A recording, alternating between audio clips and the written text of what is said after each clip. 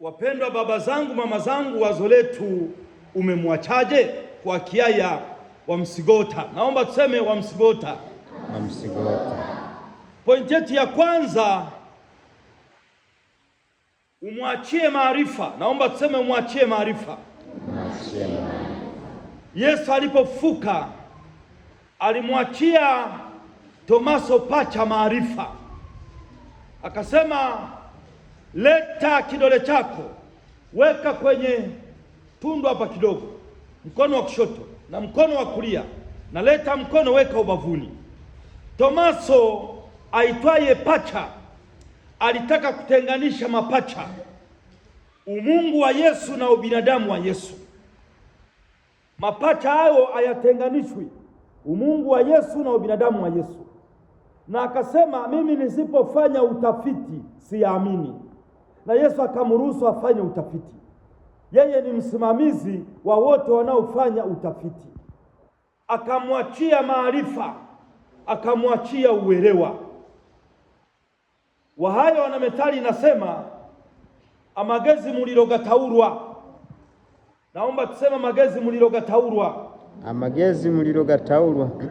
Akili ni kama moto, unaweza ukaupata toka kwa jirani. Kwa hiyo jifunze kutoka kwa mtu. Elimu haina mwisho, na unaporithishwa elimu au unapotoa elimu ni tendo la huruma la moyo. Leo ni Jumapili ya huruma. Unapomwelimisha mtu ni tendo la huruma la moyo au la kiroho kumwelimisha mtu. Usimwate mtu bumbumbu, mwelimishe. Mheshimiwa Julius Kambarage Nyerere alisema tunao maadui watatu, naomba tuwataje. Ujinga,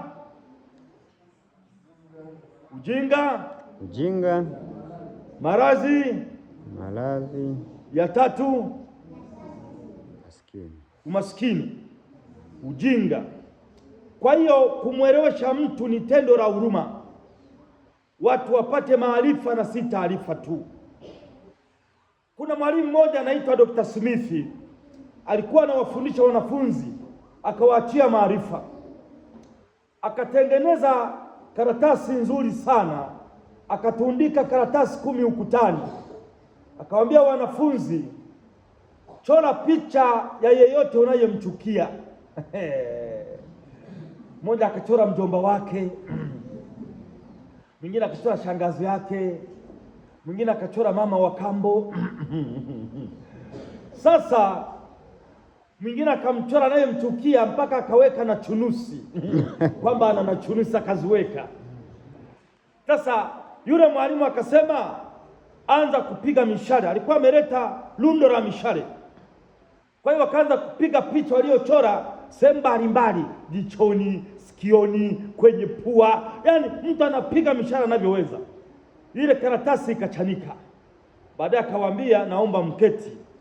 Walipoketi akasema, sasa nabandua zile karatasi. Alipozibandua, kumbe nyuma ya karatasi waliochora palikuwepo na picha ya Yesu. Alikuwa ametobolewa sana. Akawaambia, kila unapomchoma adui wako unamchoma Yesu. Ndio maana Yesu alipomtokea Saulo alimwambia, Saulo, Saulo, kwa nini unanitesa? Akasema, wewe ni nani Bwana? Akasema, mimi ni Yesu Kristo unayemtesa. Unapomtesa Kristo au Mkristo unamtesa Yesu. Mwambie jirani yako, unapomtesa Mkristo unamtesa Yesu. Unapomtesa Mkristo unamtesa Yesu. Yaani nyuma huku kuna Yesu. Ndio maana alisema, mliowatendea wadogo mlinitendea mimi. Ukimuumiza mtu unamuumiza Yesu. Kuna ambaye aliona Yesu anapigwa msalabani, msumari wa kwanza walipopiga, yaani ni kama kitu kimemwingia ndani. Wakapiga wa pili, ni kama wanampiga yeye. Akasema hapana, watamuumiza mno. Akachukua wanne akauiba. Akasema asiumie sana, akauficha. Naomba kila mtu, kuna msumari wa 4 ambao uko tayari kupigwa. Naomba usiruhusu huo msumari upigwe, uweke pembeni. Maana unapompiga mtu msumari unampiga Yesu, na hiyo ni maarifa. na hayo ni maarifa. Pointi ya pili, aliwaachia imani, alimwachia Tomaso imani. Tomaso alikuwa na mashaka. Mashaka yanapoongezeka imani inapungua, imani inapoongezeka mashaka yanapungua. Yeye hakuamini kama Yesu amefufuka, lakini baada ya kushuhudia kwamba ni yeye, akasali na sadiki fupi yenye maneno matano, Bwana wangu na Mungu wangu, akaamini. Naomba umsaidie mwenzako unayekutana naye, muachie imani. Mwambie jirani yako muachie imani. Mwachie imani. Mwambie tena muachie imani. Mwachie imani. Mimi nikikutana na mtu mwenye tatizo waga namwambia, je, umeomba? Je, umesali? Yaani namwelekeza kwa Mungu. Kabla tujaanza kutafuta tufanyeje, namwelekeza kwa Mungu. Lakini kuna watu wanakutana, mtu ana tatizo anamwelekeza kwa mpiga ramli. Umejaribu yule mpiga ramli wa kiraia?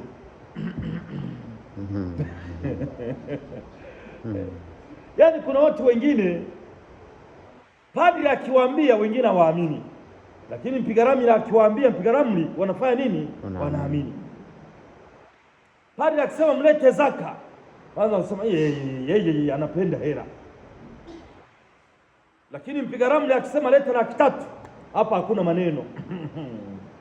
Atusikii mpiga ramli kwamba anapenda hela. Bunyokoromyo ule kwa nyoko, kwa mjomba unaonyeshwa na mama yako. Yaani mzazi anakupeleka kwa mjomba, naomba mzazi akulete kanisani.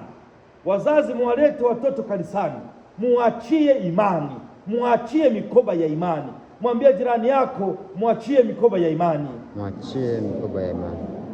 Pointi ya tatu, mwachie utulivu, mwachie amani. Bwana wetu Yesu Kristo alipofufuka aliwaambia amani iwe kwenu. Walikuwa na hofu, milango ilikuwa imefungwa, wanaogopa. Akawapatia zawadi ya amani, utulivu, peace of mind. Naomba tuseme kwa Kiingereza peace of mind. Peace of mind. Kuna watu unaona wanatembea peke yao, wanaongea peke yao, hawana amani moyoni. Tokana mkaka kamkolera kisinye. Kamkolera ki. Yupo anaongea peke yake, ana amani moyoni. Wahaya wanasema emiremberemba, gambira mtai wa emiremberemba. Wakati mwingine amani inadanganya. Emiremberemba, mwambie emiremberemba. Unaweza ukakuta watu wameishi pamoja, wanandoa miaka 20, mpaka majirani wanasema hii ni ndoa ya kupigia mfano, lakini ghafla wanatengana. Wanajaribu kuwaunganisha, vinakataa. Kumbe alipokuwa wanaishi pamoja tunaona ni amani. Kumbe emiremberemba. Kuna wafanyakazi wengine, labda ameajiriwa, akifagia uchafu anaweka chini ya zulia, chini ya kapeti. Yaani baada ya kutoka uchafu kuutupa, anaweka chini ya kapeti, chini ya zulia. Unakuta manyoya ya kuku yako chini ya zulia, unakuta mchanga huko chini ya zulia, anafunika. Juu unaona ni zulia, ni kapeti zuri, lakini chini kuna uchafu. Kuna wanandoa ambao uchafu ukija wanaweka chini ya kapeti, wanatulia. Badala ya kufagia uchafu kuutupa, wanaweka chini ya zulia, wananyamaza. Badala ya kutatua tatizo, wanaweka chini ya zulia, chini ya kapeti. Baadaye mambo yanalipuka, ndoa inakuwa ni mgogoro, lakini walikuwa wanaweka chini ya kapeti. Mkagamba kila kesi sana. Kama una dukuduku litatue, una tatizo liseme, usiweke chini ya kapeti. Mwambie jirani yako usiweke uchafu chini ya kapeti. Naomba msukume, fagia uchafu chini ya kapeti, mwambie. Hayo ndio yanaleta shida. Emiremberemba. bora. Amani inadanganya wakati mwingine, kama kuna tatizo litatue, lakini tatizo linakuja chini ya kapeti. Mgogoro unakuja chini ya kapeti. Matusi yanakuja chini ya kapeti. Baadaye mlipuko. Unaona ndoa, hata na Ukristo. Mwingine anasali sana, ana bidii, lakini moyoni ana vita, amshirikishi padri. Baadaye mnaona ghafla anaacha Ukristo. Anaacha, mambo yamelipuka. Kwa hiyo amani hiyo zawadi, tufundishe amani, tupende amani, tutatue migogoro, tusiweke chini ya kapeti. Amani na huruma ni pande mbili za sarafu moja. Imani inamwelekea Mungu, huruma inamwelekea binadamu. Huruma ni uchungu wa mwingine moyoni mwako. Unajiuliza swali, nisipomsaidia atakuwaje? Atakufa. Nisipomsaidia atakuwaje? Ataumia. Hilo ndio swali la huruma. Lakini swali ambalo sio la huruma, unajiuliza, nikimsaidia nitakuwaje? Pesa yangu itapungua. Simsaidii. Nikimsaidia nitakuwaje? Nitachelewa, sina muda, nawahi kwenye mkutano. Lakini huruma inauliza, nisipomsaidia atakuwaje? Huruma na imani ni pande mbili za sarafu moja. Swali linabaki, unamwachaje? Mwambie jirani yako, unamwachaje? Umsigota. Mwambie jirani, anamsigota.